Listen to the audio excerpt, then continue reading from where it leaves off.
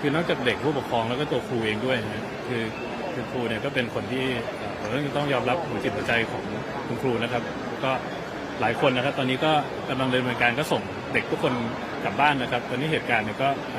สงบเด็กทุกคนก็ที่เหลืออยู่เนี่ยก็คุณครูก็ทำหน้าที่เต็มที่นะครับสำหรับในส่วนนี้เรื่องของมาตรการดูแลทั้งเยียวยาต่างๆก็มีทั้งครูแล้วก็นักเรียนแล้วก็เรื่องของจิตใจก็สำคัญนะครับก็ขออนุญาตเน้นอีกทีนะครับในเรื่องเกี่ยวกับ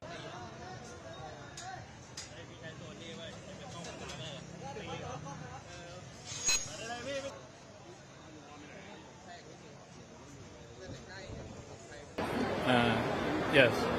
mental health problem would be mandatory because that would be something that we also talk with the Department of Psychology on the Ministry of Public Health.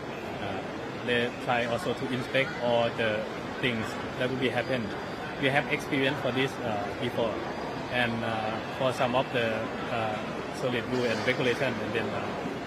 the action plan.We would announce shortly, but right now we are talking to them about the plan, at least into this school for the teacher and also for the student.